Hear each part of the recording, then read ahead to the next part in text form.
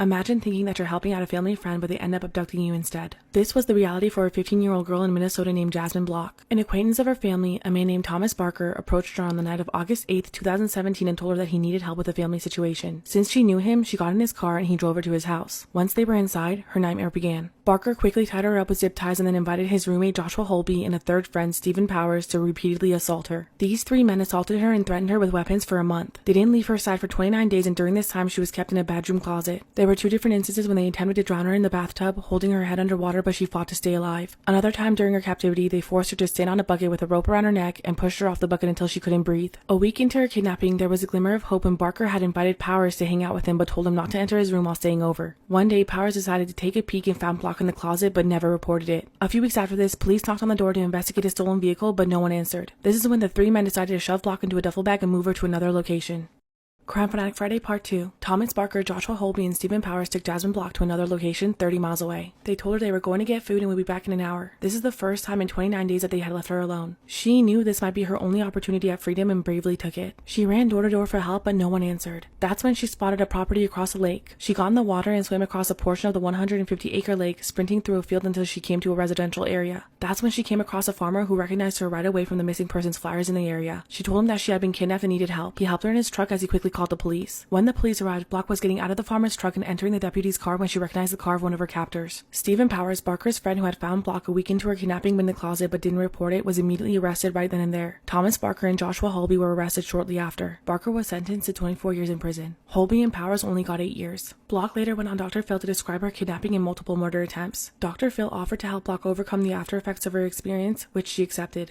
My boyfriend's girl best friend was always overly flirty with him and would stake her claim on him through passive-aggressive comments. I brought it up once in a cool-like manner and he just replied that she's like that with everyone. I let it slide because I didn't want to come off as insecure and he never gave me a reason to think anything. However, she threw him a surprise party a week before his actual birthday and didn't tell me or invite me. He was confused as to why I wasn't there and she told him that I didn't like his friends and refused to attend. He called me while he was there to drunkenly express how sad he was about my behavior. I could hear his best friend in the background cackling and yelling at him not to give me any more attention and that I'm a horrible girlfriend. The next day I tried calling him but it went straight to voicemail. All the texts went to green and I was sure he blocked me. I talked to his sister, who was coincidentally also not invited to the party because his best friend doesn't like her, and she explained everything to my boyfriend from my point of view. However, his best friend swore that she invited us and it must have been some kind of accident. After that day, he started acting really distant towards me. I asked him if anything happened between him and his best friend and he said no. He said he loved me and understood that it was an accident. 2 weeks later, he was still distant and he sits me down to say it's over after 2 years. I calmly asked him if it was because of his best friend, to which he replied yes.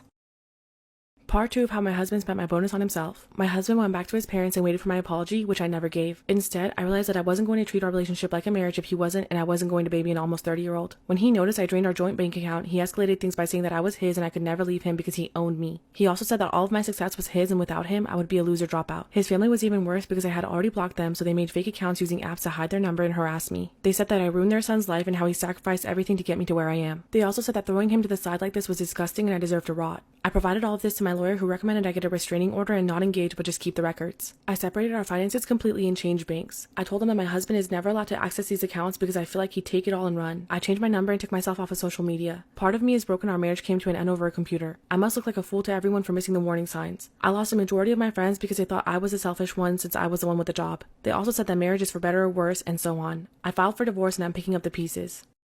Storytime about how a stranger disclosed his fetishes to me at the park. I was studying in the park by my house when a cute guy around my age wearing a sweatshirt from my college sat down directly next to me. I thought it was a little odd, especially during the pandemic, so I scooched in the other direction. That's when he started talking to me and introduced himself as Jose, all stuttery and not making eye contact. I thought it was so sweet that he was this nervous to talk to me, so I took the bait and said, "Oh, well hi, I'm Tamara." That's when he tells me that I have a pretty name and that he'd never guessed that would be my name. There was a long, awkward pause as I tried to think of what I could say in response to that, and that's when he goes, "So, what about a walk around the park?" I thought that was really gutsy to ask, but I kind of liked that. I said sure, packed up my books, and off we went. I figured it was the middle of the day, surrounded by other people, so the worst case scenario I could always ditch him if things got shady. We were walking and he was making more nervous small talk. I told him about my interests and background. He was like, "Wow, I didn't expect you to tell me so much about yourself." I wasn't sure how to feel about that, but alright. That's when he asked if he should tell me more about himself since it was almost 3 p.m. I assumed he had somewhere to be and I said sure. Then he said, "Maybe we should have this conversation at your place." That definitely threw me off and things only got weirder from here.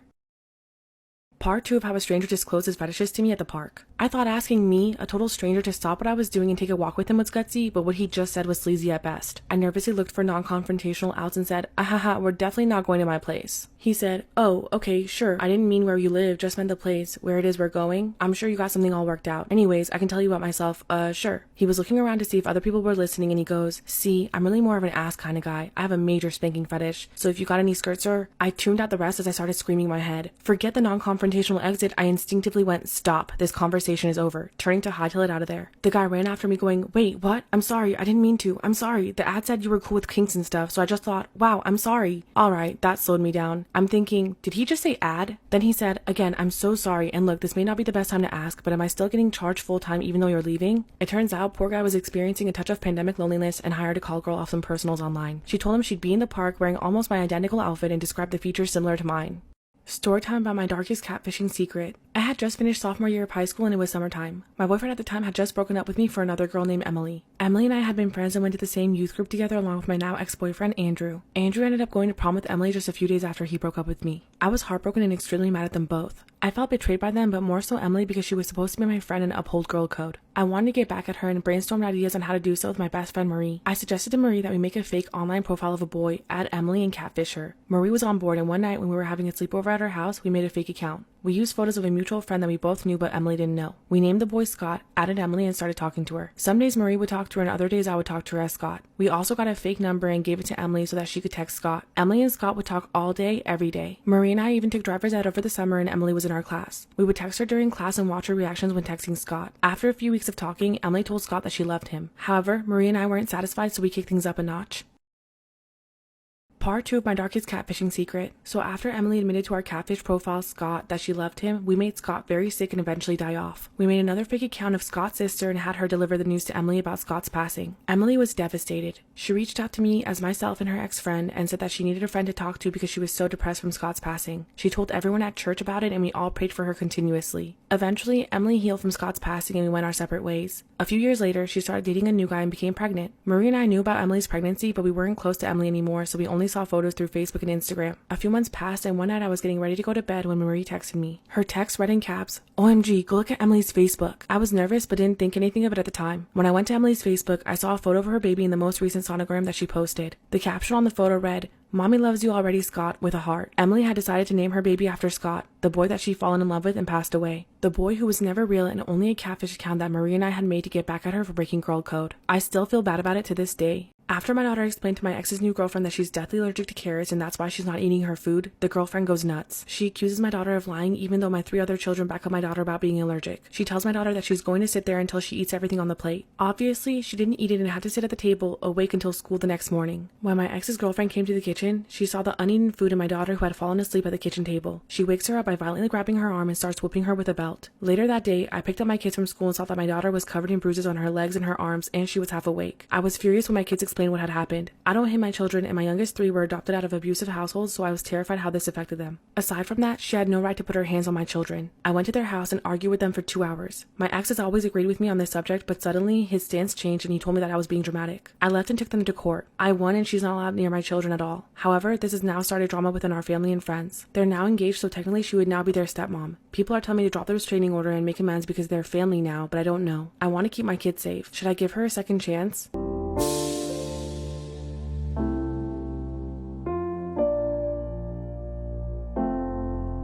Clouds are fading, and our vision's getting clearer. We can see the land appearing far away.